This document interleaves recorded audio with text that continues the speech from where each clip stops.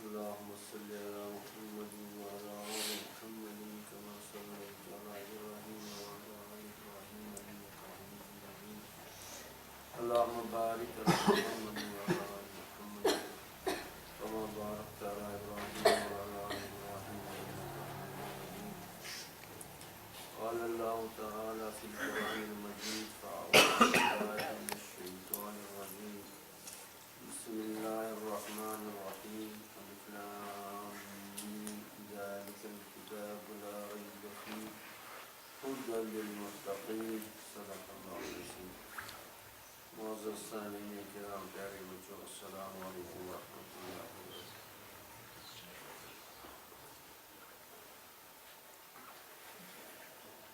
اس سے پہلے کہ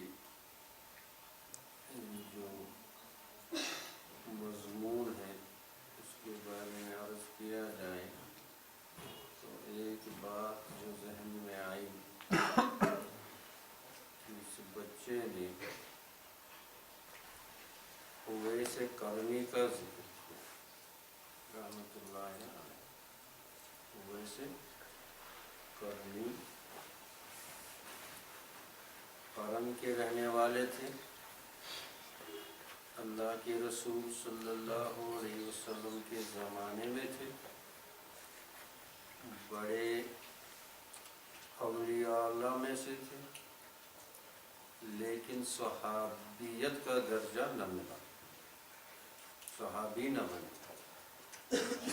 صحابی اس کو کہتے ہیں جس نے حضور صلی اللہ علیہ وسلم کو ایمان کی حالت میں ان بیداری کی آنکھوں سے دیکھا، خواب میں دیکھے تو اس کو صحابی نہیں کہتے۔ جو اللہ کے رسول صلی اللہ علیہ وسلم کو جس نے ایمان کی حالت میں بیداری کی حالت میں دیکھا وہ صحابی کہلاتا ہے۔ اور ویسے کرنی باوجود کہ اولیاء اللہ میں سے تھے، بہت اونچا مرتبہ تھا، لیکن صحابی نہ ہوئے، کیونکہ حضور صلی اللہ علیہ وسلم کی دیدار جو ہے بیداری کی حالت میں وہ مکہ اور مدینہ نہ گئے۔ وجہ بتائی اس بچے نے، اسی کی طرف توجہ موضوع کرانا مقصود ہے کہ ماں ان کی بوڑھی تھی، والدہ بوڑھی تھی، اور یہ ان کی خدمت کرتا تھا۔ تو اگر کرن کو چھوڑ کر یمن کے علاقے میں ہے، اس کے بارے میں اللہ کے نبی صلی اللہ علیہ وسلم نے فرمایا مجھے یمن سے خوشبو آتی ہے، اور کما قال علیہ الصلوۃ والسلام۔ اور خانہ کعبہ میں آج بھی دیکھیں گے جو ایک کونا اس کا ہے، اس کو رکن یمانی کہتے ہیں، یہ جو یمن کی جانب ہے، ایک میں حجر اسود ہے اور ایک اس کے یہاں سے جو اس کو رکن یمانی کہتے ہیں۔ تو یہ یمن سے مدینہ یا مکہ نہ آئے، کیوں نہ آئے؟ کہ والدہ کی خدمت کرتے تھے، اور اگر آتے صحابیت کا درجہ ملتا لیکن والدہ کی خدمت سے محروم ہوتے۔ اب اس پر خوب غور کرو، اس میں بڑے بڑے جو دیندار قسم کے لوگ بھی ہیں، والدین کی خدمت میں اور فرما برداری میں بہت کوتاہی کرتے ہیں۔ اویس کرنی صحابیت کا درجہ چھوڑنا تو گوارا کیا، لیکن والدہ کو تکلیف دینا گوارا نہ کیا، اور شریعت کا مزاج بھی یہی تھا، اور وہ شریعت کو خوب سمجھتے تھے۔ اللہ کے نبی صلی اللہ علیہ وسلم ان سے راضی تھے،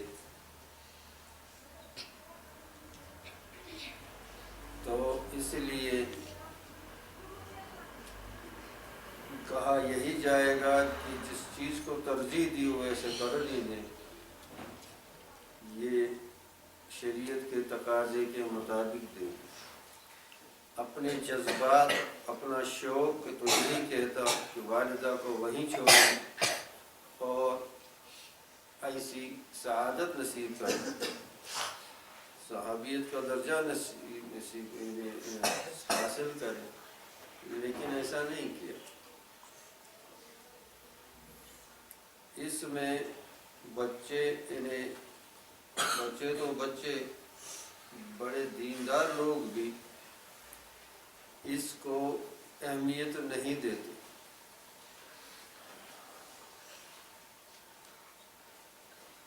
اللہ جل شانہ نے اپنی عبادت کے بعد اگر حکم دیا کسی کی فرمانبرداری کا تو والدین کا کیا۔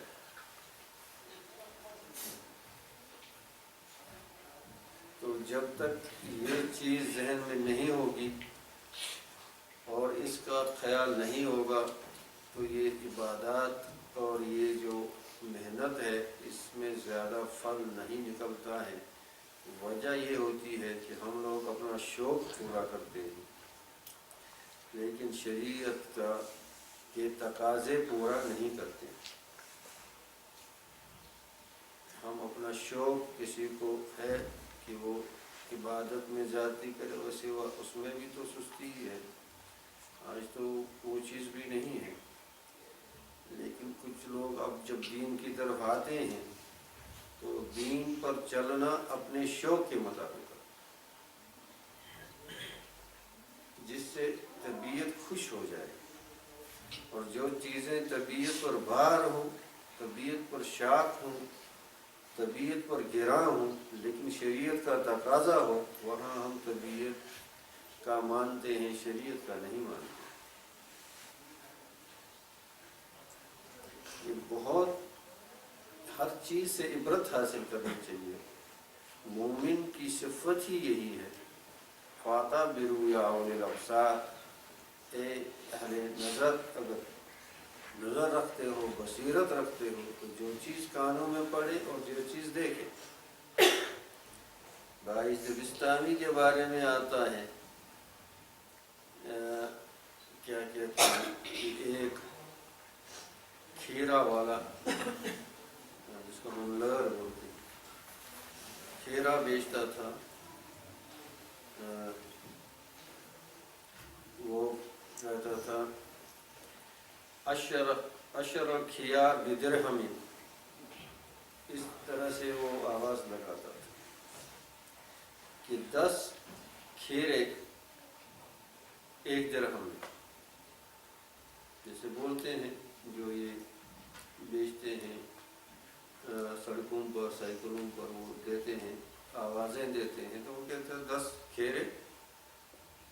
اب چونکہ کھیرا جو ہے اس کو کھیار کے لفظ سے بولا، اور کھیار نیک لوگوں کو بولتے ہیں، تو ابھی باعث بستانی بے ہوش ہو گئے کہ جب 10 نیک آدمیوں کا 1 درہم قیمت ہے تو میری کیا ہے، وہ اس کا ذہن اس دوسری طرف چلا گیا، فوراً اللہ کے خوف سے گشی کھا کر گر گئے۔ تو مومن کی صفت یہ ہوتی ہے، اگر اپنے کسی کو اپنے آپ کو آزمانا ہے، اپنا اندازہ کرنا ہے، اپنا اسسمنٹ کرنا ہے کہ میرے ایمان کا کیا حال ہے، تو وہ دیکھے گا کہ ہر ہونے والی چیز سے جو آنکھوں کے سامنے گزرتی ہے، کانوں میں پڑتی ہے، اس سے وہ کتنی عبرت حاصل کرتا ہے۔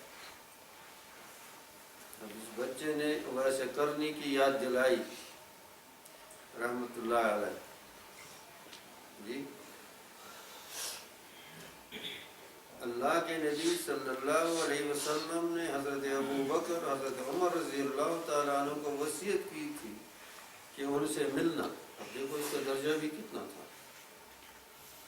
حالانکہ ہم لوگوں کا اہل سنت والجماعت کا متفقہ اور بغیر کسی اس کے اختلاف سے یہ عقیدہ ہے کہ افضلیت شیخین، بلکہ یہ اہل سنت کی ایک نشانی ہے. افضلیت شیخین یعنی اللہ کے نبی صلی اللہ علیہ وسلم کے بعد حضرت ابو بکر رضی اللہ تعالیٰ عنہ کو افضل سمجھنا اور ان کے بعد حضرت عمر کو افضل سمجھنا، یہ اہل سنت والجماعت کی نشانیوں میں سے ہے. اہل قبلہ ہونا، کعبے کی طرف نماز پڑھنا، اور بلکہ فقہا نے مسح الخفین کا قائل ہونا یہ بھی اس میں داخل کر دیا. بہرحال وہ تو الگ بحث ہے، لیکن افضلیت شیخین یعنی شیخین دو شیخ، ایک ابو بکر رضی اللہ تعالیٰ عنہ اور ایک حضرت عمر رضی اللہ تعالیٰ عنہ. حضرت ابو بکر رضی اللہ تعالیٰ عنہ کے بارے میں اللہ کے نبی صلی اللہ علیہ وسلم نے فرمایا ساری امت کے لیے ایک جلوہ ہوگا، ابو بکر کے لیے ایک. ساری امت کی اگر آپ ایمان ایک میں ڈالیں گے اور ابو بکر کی ڈالیں گے تو ابو بکر کا پلہ جو ہے بھاری ہو جائے گا. اللہ نے کیا درجہ دیا تھا اور کتنے عظیم بنائے تھے حضرت عمر رضی اللہ تعالیٰ عنہ کے مناقب اور ان کے جو ہے درجات آپ لوگ تو سنتے ہی رہتے ہیں. ان حضرات کو بھی اللہ کے نبی صلی اللہ علیہ وسلم نے کہا فرمایا کہ یمن میں یعنی اویس قرنی، اور وہ لمبا واقعہ ہے جب وہ جاتے ہیں اور کس طرح جاتے ہیں، کیا گفتگو ہوتی ہے، اور اس کے بعد اویس کو کسی نے نہیں دیکھا. ایک سلسلہ ہوتا ہے جس کو سلسلہ اویسیہ کہتے ہیں، ایک سلسلہ ہوتا ہے جس کو سلسلہ اویسیہ کہتے ہیں. اور سلسلہ اویسیہ میں نے حضرت شاہ ولی اللہ محدث دہلی رحمۃ اللہ علیہ کا یہ پڑھا ہے ان کے کسی کتاب میں، اوپر شاید حجت اللہ بالغاہی میں ہوگا، انا اویسی، کہ میں اویسی ہوں. اور اویسیت کا جو یہ ہوتا ہے کہ وہاں پر جو ہے اللہ کے نبی صلی اللہ علیہ وسلم باطناً تربیت کرتے ہیں. ظاہری شیخ جو قاعدہ عام ہے کہ شیخ الوقت سے تربیت ہوتی ہے، لیکن وہاں جو ہے اللہ کے نبی صلی اللہ علیہ وسلم سے جو ہے باطناً تربیت ہوتی ہے. اور یہ سب چیزیں حقائق ہیں، اس میں یعنی نہ جاننا نہ ہونے کی دلیل نہیں ہو سکتی. اگر کوئی یہ کہے کہ بھائی جو یہ ہے کوئی بھی آپ لے لو، سائبیریا لے لو، یہ اس نے سنا نہیں ہے کہ سائبیریا نہیں ہے، اس کو معلوم نہیں ہے، اس کا مطلب یہ نہیں لیا جا سکتا کہ واقعی نہیں ہے. تو اگر کسی کو معلوم نہ ہو کوئی چیز تو وہ اس کا انکار کرے اپنے ناعلمی کی وجہ سے، تو یہ دلیل صحیح نہیں مانی جائے گی منطقی لحاظ سے، لاجیکلی منطق کے اعتبار سے اس دلیل کو صحیح نہیں مانا جائے گا.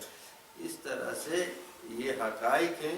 اور اویسیت میں جو ہوتا ہے کہ اللہ کے نبی صلی اللہ علیہ وسلم جیسے حضرت اویس قرنی سے معاملہ تھا، تو اتنا بڑا ولی تھا، اتنے بڑے ولی تھے، لیکن ماں کی خدمت کو کتنی اہمیت سمجھتے ہو. یہاں سے بچے جائیں گے گھر اور سارا نزلہ جو مولوی صاحبوں نے یہاں تم پر اتارا اور آپ جا کر گھر میں اپنی والدہ پر اتارا.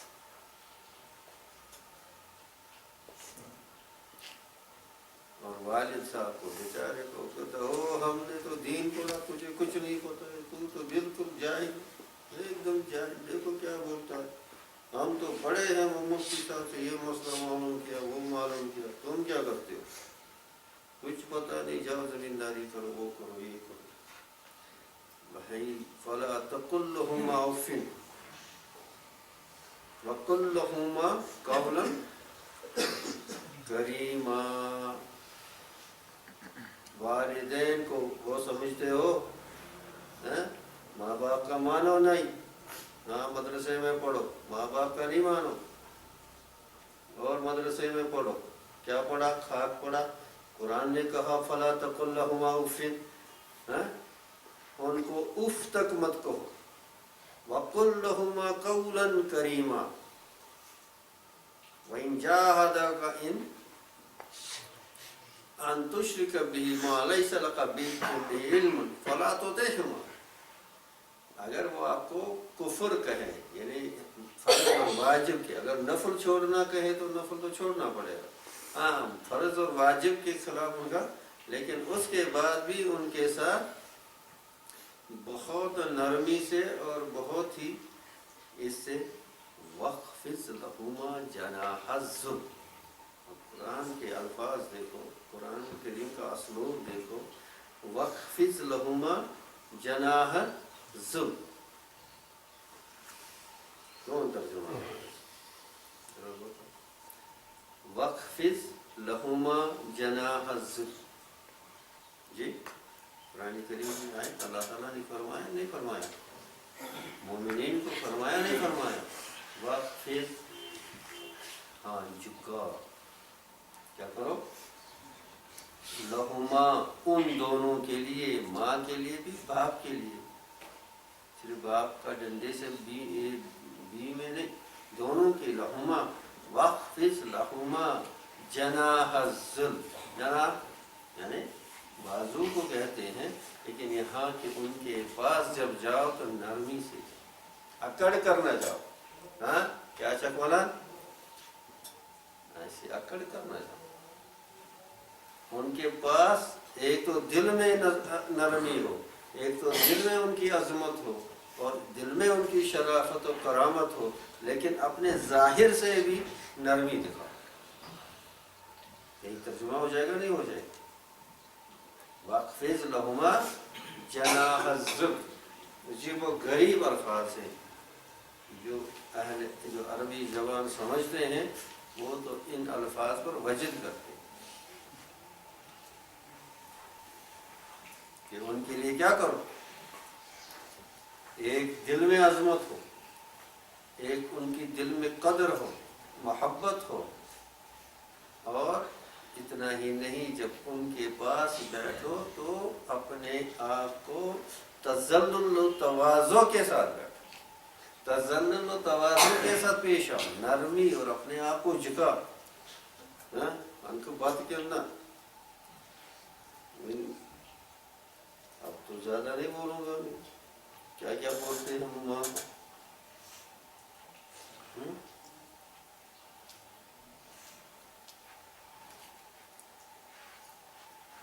یہ دین کا اہم حصہ ہے، یہ دین کا اہم حصہ ہے، آپ بڑوں کے ساتھ کیسے، آپ استادوں کے ساتھ، ہاں باپ ہے مربی اور استاد بھی ہے مربی، باپ ہے تربیت کرنے والا، مربی حقیقت تو اللہ جل شانہ ہے، ربوبیت تو اس کا حق ہے، لیکن باپ کو بھی رب کہتے ہیں، فلان یعنی رب کو جب کسی مخلوق کے بارے میں استعمال کیا جائے تو اضافت کے بغیر استعمال کرنا جائز نہیں ہے، کہتے رب و دار، اس گھر کا مالک، خالی اس کو خالی رب بولنا تو اللہ ہی کے سزاوار ہے، اور حقیقی رب وہی ہے، لیکن والدین بھی والد بھی جو ہے یہ بھی رب ہے، مربی ہے، اور استاد بھی مربی ہے،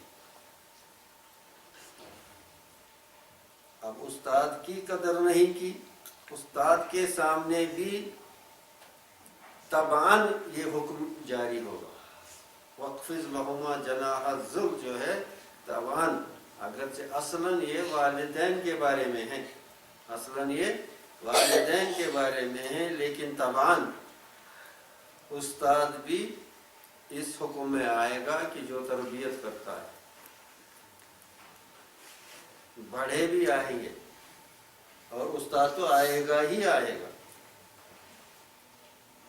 اب یہ چیزیں اگر دل میں نہیں اور اپنی اخلاقیات میں پیدا نہیں کی تو پھر کیا حاصل ہوگا، پھر تو کچھ نہیں حاصل ہوگا، یہ ساری محنت ایسی ہے، ہاں، اور اس کو یہ ہم جو اصل یہ سبق جو ہمارا ہے وہ تقوی کا ہے. ہدن للمتقین، یہ جو ہمارا جو موضوع ہے کیا ہے؟ ہدن الف لام میم ذالک الکتاب لا ریب فیہ ہدن للمتقین، یہ متقین کے لیے ہدایت ہے یہ کتاب. اور یہ تقوی کسے نکلا؟ وقع جی وقایقی، اپنے کو روکنا. اصل مادہ جو لفظ تقوی کا ہے اس کا مطلب جو اصل ہے اپنے کو روکنا. اپنے کو کس چیز سے روکنا؟ کس چیز سے روکنا؟ اس میں تو ہزاروں چیزیں ہیں، لیکن اس کے اعتبار سے جو ہم یہاں بات کر رہے ہیں اپنی طبیعت اور نفس کو غصہ سے روکنا. عام طور سے اور بدرجہ اولا والدین کے ساتھ، بدرجہ اولا اساتذہ کے ساتھ، اپنے نفس میں. اب انہوں نے کوئی بات کہی جو خلاف طبیعت ہے. کیا ہے؟ خلاف طبیعت ہے. طبیعت بڑک اٹھا، تربیت تو ہوئی نہیں ہے. پہلے بزرگ پتہ ہے کس طرح سے تربیت کرتے تھے اور وہ کیسے انسان بنتے تھے. حضرت مرزا جان جانان رحمۃ اللہ علیہ ایک بڑے بزرگ گزرے ہیں، یہ واقعہ پہلے بھی سنا ہوگا، لیکن ان چیزوں کو یعنی بیان کرنے کے لیے یہ مثالیں صرف ان کو سمجھانے میں معاون ہوتی ہیں. ان کے ایک خادم تھا، پہلے بھی کئی بار یہ واقعہ سنایا گیا، غلام علی خادم خاص تھے، بعد میں بہت بڑے ولی بن گئے. کیا تھے؟ خادم خاص تھے. پرانا زمانہ تھا، یہ پنکھے ونکھے نہیں تھے، گرمی دلی کی گرمی. اب وہ پنکھا جو ہے جو ہاتھ سے ہوتا ہے تو باوج بولتے وہ کر رہے تھے، پنکھا جھک رہے تھے، آہستہ کر رہے تھے. شیخ کا ادب تھا. تو کیا جان ہاتھ میں جان نہیں ہے کیا؟ حضرت نے فرمایا. اب تیز تیز کرنے لگے. اڑائی دو. پہلے کرے ہاتھ میں جان نہیں ہے کیا؟ آہستہ کر رہے تھے. اب تیز کرنے لگے. اڑا ہی دو گے. اب یہ غلام علی جو تھے آہستہ سے اندر سے، لیکن آواز نہیں کی، نہیں منہ بند پڑے نہیں منہ بند پڑے. آہستہ کرتا تھا وہ بھی. اب اتنا نہیں کہا انہوں نے، اس نے صرف اتنا کہا، نہ یوں بند پڑے نہ یوں بند پڑے. بہت آہستہ. حضرت نے سنی. کہا پنکھا ادھر رکھو، خانقاہ سے نکل جاؤ.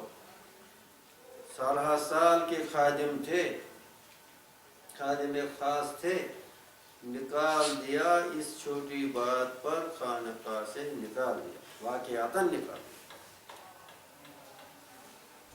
اور بہت پتہ نہیں کہ مہینے لگے، کتنے لگے، رو رو کے سفارشیں کروا کے بہت دیر کے بعد پھر اجازت دی، نکال دیا. اب اس نے کیا بنا کیا اور اس نے کون سا یہ بے ادبی کی، اس نے کیا کیا؟ تو ہمارے حضرت رحمۃ اللہ علیہ فرمایا کرتے تھے، یہ واقعہ آپ سب سناتے. حضرت فرماتے تھے کہ دیکھو ایک شیخ کے پاس ایک جو یہ ہوتا ہے بندہ، یعنی ایک مومن، وہ کیوں جاتا ہے وہاں کسی خواب دیکھنے کے لیے نہیں جاتے ہیں. پھر میں نے خواب میں یہ دیکھا، خواب میں وہ دیکھا. خواب میں شیطان بہت دکھاتا ہے، اس کے لیے نہیں جاتے. کوئی ولی بنے اس کے لیے نہیں جاتے. ہاں اصلاح نفس کے لیے جاتے ہیں، اپنی تربیت کے لیے جاتے ہیں. اب اس کے حضرت نے سمجھا کہ اس کی تربیت بھی نہیں ہوگی. ایک بات خلاف طبیعت اس نے سنی، ایک بات کیا اڑا ہی دو گے؟ اور وہ تو سمجھے کہ میں تو پہلے آہستہ کر رہا، وہ بھی نہیں مانتے. زور سے کرنے لگا، وہ بھی نہیں مانتے. تو یہ اب حضرت نے فرمایا اڑا ہی دو گے. یہ ان کے نفس کو چوٹ لگ گئی، کیونکہ غصہ موجود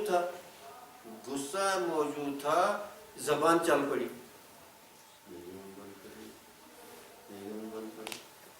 گویا کہ ابھی جو غصہ کا مادہ ہے اس کے لیے تربیت نہیں ہوئی۔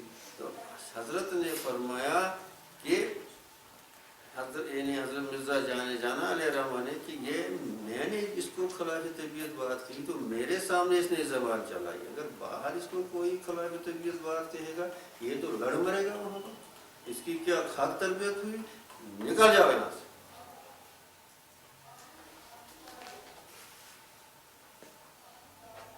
دین کو پتہ نہیں کیا سمجھا ہے، کن چیزوں میں امت کو الجھایا، بیسک ایٹیکیٹ جس کو بولتے ہیں، بنیادی اخلاقیات جس کو بولتے ہیں، وہی نہیں ہے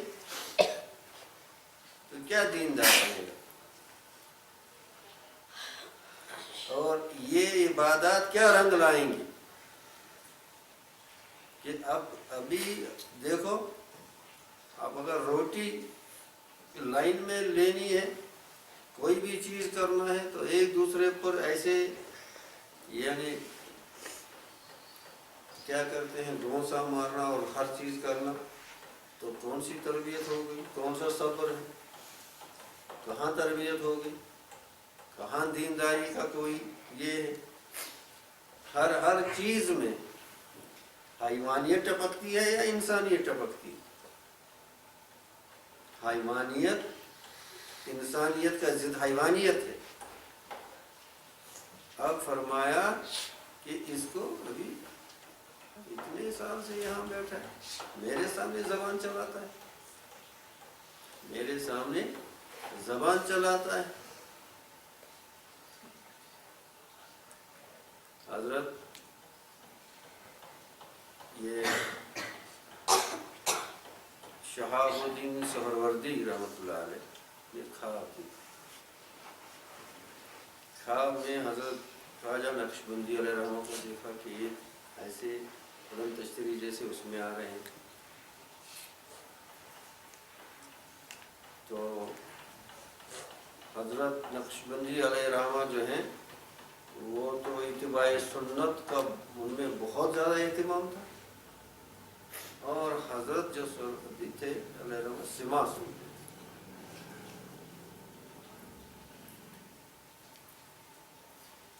تو اس پر پورے الفاظ یاد نہیں ہے، اس پر کچھ بات ہوئی یا ڈانٹا تو کسی نے کہا کہ آپ ایسا کیوں کرتے ہو؟ کہا ہم کیا کرتے ہیں، ہمارا سما یہ ہوتا ہے، یعنی کیا کہتے ہیں اس کو، خیر الکلام فی خیر الصوت، بس اتنا ہے، خیر الکلام اچھا کلام اچھی آواز میں، تو یہ تو منع نہیں ہے۔ حضرت حسان بن ثابت رضی اللہ تعالیٰ عنہ اللہ کے نبی صلی اللہ علیہ وسلم کے سامنے شاعر ان کے مجلس میں کہا کرتے تھے، اس میں کوئی میوزیکل انسٹرومنٹ، کوئی موسیقی کے آلے، کوئی خلاف شریعت، کوئی ایسی چیز نہیں ہوتی۔ ہاں سما اتنا ہوتا تھا، خیر الکلام خیر اچھی آواز میں، اور اس میں یہ بھی منع تھا، جیسے حضرت نظام الدین اولیاء رحمۃ اللہ علیہ نے جو اس کے آداب بیان کیے ہیں سما کے، کہ کلام صحیح ہو، کیا ہو، سما 5 چیزوں کے ساتھ جائز دیا ہے حضرت نظام الدین اولیاء رحمۃ اللہ، کلام صحیح ہو، ٹھیک ہے، کہنے والا نہ عورت ہو نہ بچہ ہو، سننے والا اہل دل ہو، موسیقی کا کوئی آلہ نہ ہو، اور عام جگہوں پر نہ سنے۔ اب اس میں کون سی خلاف شریعت تھی؟ موسیقی کے کوئی آلے نہ ہو، ٹھیک، اور عورت نہ ہو کہنے والی، بچہ بھی نہ ہو، یعنی جو ہوتا ہے امرت، اور کلام صحیح ہو، یہ بکواس قسم کی چیزیں، ایسی چیزیں نہ ہو، فحاشی اور دوسری چیزیں، اور ایک اوپر سے ایک شرط لگا دی، سننے والا اہل دل ہو، کیا ہو، سننے والا اہل دل ہو، ہر ایک کے لیے نہیں، ہر کس و ناقص کے لیے نہیں ہے، ہمارے ایک بڑے بزرگ گزرے ہیں حضرت کیا کہتے ہیں ان کو، عبد القدوس گنگوئی علیہ رحمۃ، قطب الاقطاب تھے حضرت عبد القدوس گنگوئی رحمۃ اللہ علیہ۔ یہ جو حضرت گنگوئی عام سے مشہور ہے، یہ رشید احمد گنگوئی جو ثانی علیہ رحمۃ کے ساتھ، ان سے پہلے ایک بڑے زبردست قطب الاقطاب گزرے ہیں عبد القدوس گنگوئی علیہ رحمۃ۔ ان کا حال یہ ہوتا تھا کہ اگر سماع نہ سنتے تو یہاں سے خون پھٹتا تھا، ایسی وجدانی کیفیت ہوتی تھی۔ تو یہ لوگ، یہ تو اہل دل کا، ان لوگوں کا معاملہ ہے، الگ چیز ہے۔ میرے یہ کہنے کا تو پتہ نہیں کہاں پہنچ گیا، میں کیا عرض کر رہا تھا۔ ہاں، اب حضرت شہاب الدین علیہ رحمۃ، آپ کے پاس بڑی اچھی دلیل تھی، اصل میں یہی سنانا مقصود ہے۔ آپ کے پاس اچھی دلیل تھی، حضرت آئے تھے، آپ کو کہنا تھا آپ بڑوں کے سامنے بولنا میرا۔ ہاں صحیح دلیل تھی، دلیل صحیح تھی، لیکن کہا بڑوں کے سامنے بولنا میرا، بڑوں کے سامنے بولنا۔ فَفَهَمُوا يَا أَيُّهَا الطُّلَابُ،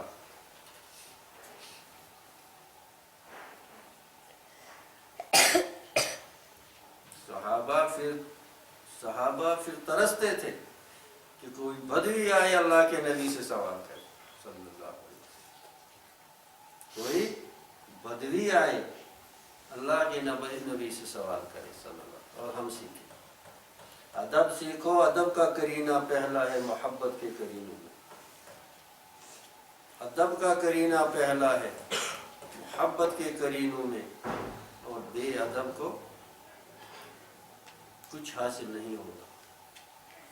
دینے والی ذات اللہ کی ہے اور وہ با ادب کو دیتا، بے ادب کو نہیں دیتا، بے ادب کو کچھ نہیں ملتا۔ شیطان نے بہت پڑھا تھا، بہت جانتا تھا، بہت عبادت کرتا تھا۔ ابلیس بڑا عالم تھا اور عابد بھی تھا، بڑا عالم بھی تھا ابلیس اور عالم بھی تھا۔ اگر ایک قدم آگے چلے تو وہ عالم بھی تھا،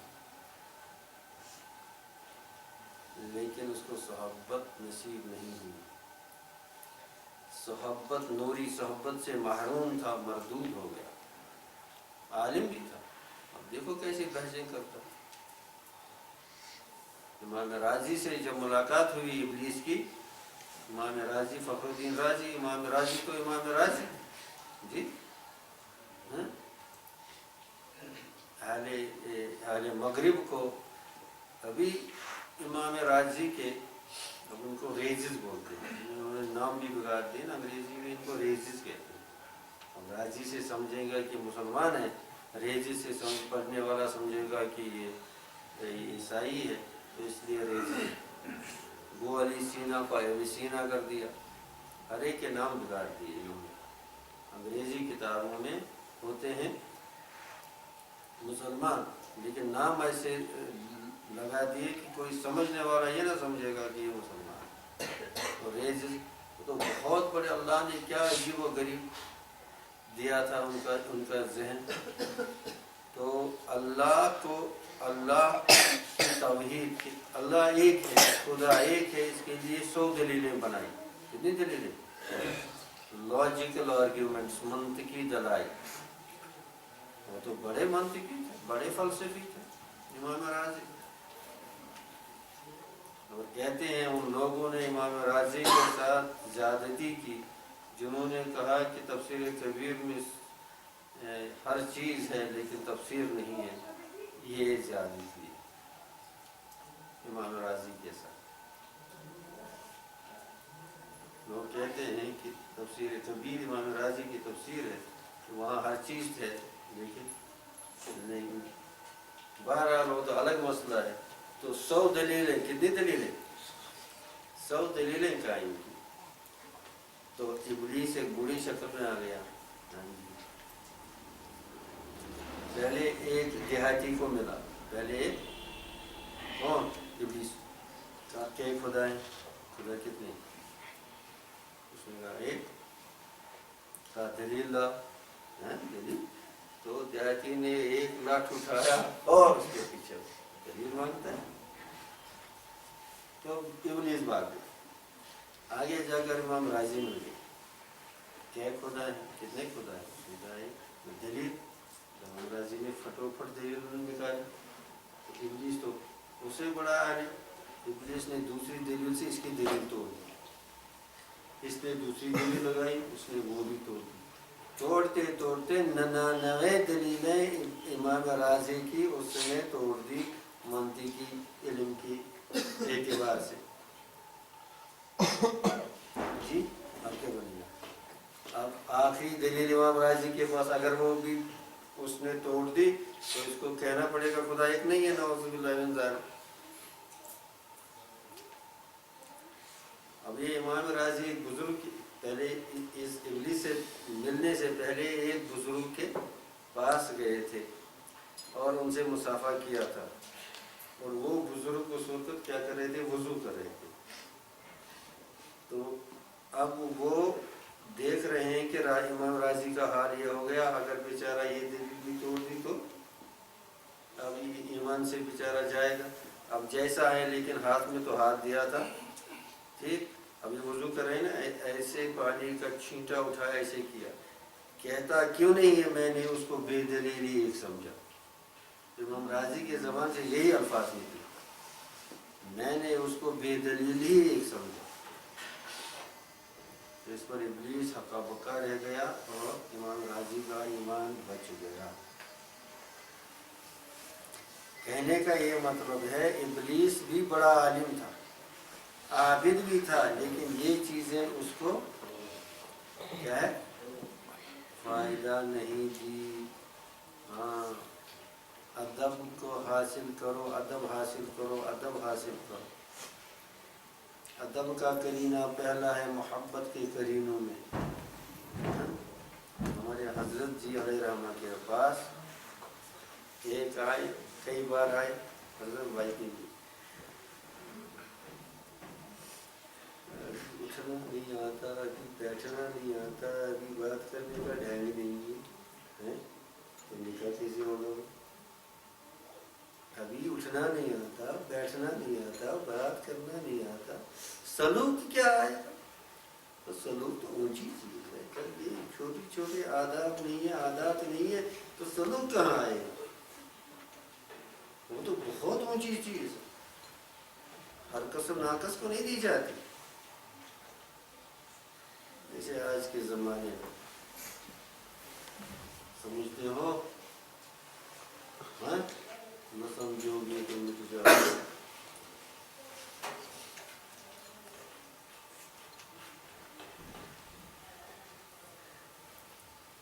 اللہ سے عقل مانگو، اللہ سے عقل مانگو، اللہ سے فہم سلیم مانگو، اللہ سے ہدایت مانگو. اور یہ قرآن ہدی للمتقین ہے. یہ ہدایت ہے متقیوں کے لیے. کن کے لیے؟ اور متقیوں کی یہی صفات ہے جو عرض کی جا رہی ہے. آپ یہ نہ سمجھو کہ یہ اس موضوع سے الگ ہٹ کر بات ہو رہی تھی. بات ہو رہی تھی ہدایت کے تقاضے، تقویٰ کے تقاضے کیا ہیں، تقویٰ کے تقاضے کیا ہیں.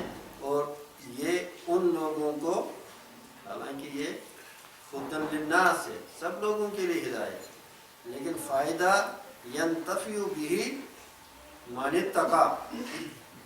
اس سے فائدہ، قرآن سے فائدہ وہی اٹھائیں گے جنہوں نے اپنے نفس کو روک دیا شرارت کرنے سے، چوری کرنے سے، جھوٹ بولنے سے، غصہ کرنے سے، غیبت کرنے سے، لالچ کرنے سے، برا بڑا کہنے سے، بڑوں کی بے ادبی کرنے سے، اعداء شریعت کے یعنی شریعت کے اصولوں کو پامال کرنے سے.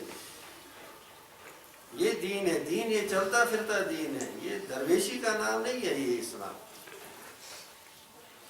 یہ اسلام نام نہیں ہے درویشی کا. جن چیزوں پر دیا جاتا ہے وہ اس کی شاخیں ہیں. اب جڑوں میں ہی کام نہیں کیا تو شاخیں اور کیا، ان سے کیا فائدہ ہوگا؟ شاخیں کیا پھل دیں گی جس کے جڑ اور تنہ ہی جس کا کمزور ہوگا. انہیں چیزوں پر زیادہ توجہ ہوتی ہے، انہیں چیزوں اور بیسکس جو بنیادیات ہیں، مبادیات ہیں، فنڈامنٹلس ہیں، ان کی طرف دھیان ہی نہیں۔ والدین کے ساتھ اٹھنا ادب نہیں کرے گا تو خاک سیکھا، کیا عالم ہو گیا؟ کیا پڑھا اس نے؟ کچھ نہیں پڑھا۔ ویسے کرنی سے سبق سیکھو، ویسے کرنی سے سبق سیکھو۔ کیسے ویسے کرنی بن گیا؟ وہ ماں کی خدمت سے بن گیا۔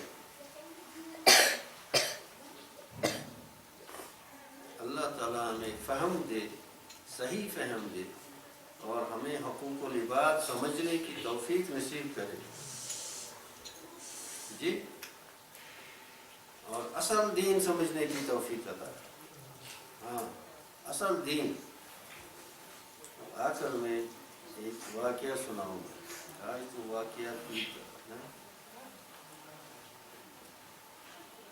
بوڑھے لوگ تو صرف تاریخ ہی بتاتے ہیں، کوئی بوڑھا ہو جاتا ہے تو دل ہی نہیں ہوتا۔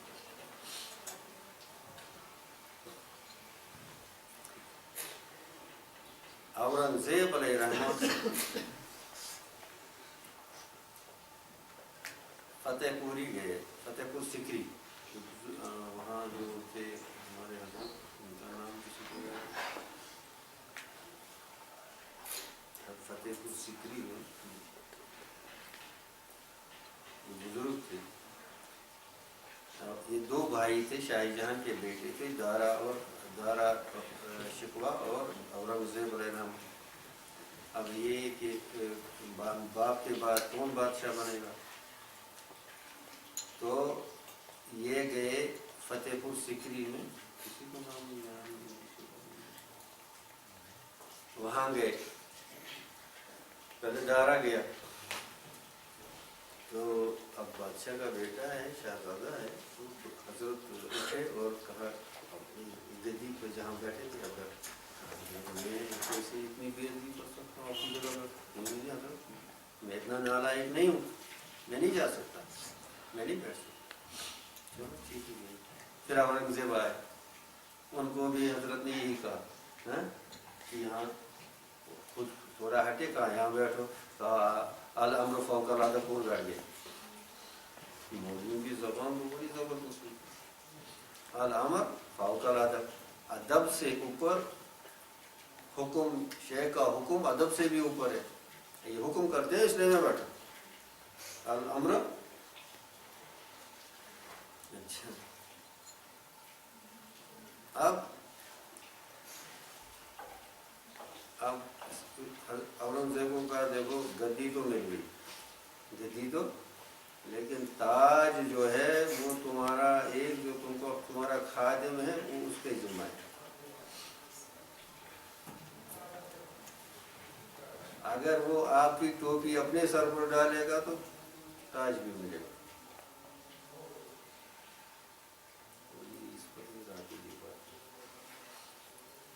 تو بہرحال کہنے کا یہ مطلب تھا، اتنا بڑا ولی تھا وہ، لیکن تھا خادم، کام کرتا تھا، دن بھر کام کرتا تھا، مزدوری کا کام کرتا تھا۔ اس کے لیے یہ درویشی یہ نہیں ہے کہ آپ کسی جگہ چلا لگا، درویشی یہ نہیں ہے آپ کسی جگہ ایسی یہ حالت بناؤ، نہیں، چلتے پھرتے شریعت کے تقاضے پورے کرو اور چلتے پھرتے ولی بنو۔ اسلام نے، صحابہ نے یہی سکھایا ہم کو، معاشرت سکھائی، یہ رہبانیت نہیں سکھائی، معاشرت سکھائی۔ ہاں، آپ کا دل کیسا ہے، آپ کے آداب کیسے ہیں، آپ کی سوچ کیسی ہے، آپ کے یعنی یہ معاملات کیسے ہیں، یہ چیزیں سکھائیں۔ شریعت بری پڑی، حدیث قرآن اس سے بڑا پڑا، اب ان کی طرف دھیان نہیں، چند چیزوں کی طرف دھیان دیتے ہیں۔ پھر گدی بھی مل گئی، تاج بھی مل گیا۔ اللہ تعالیٰ سمجھنے کی توفیق عطا کرے۔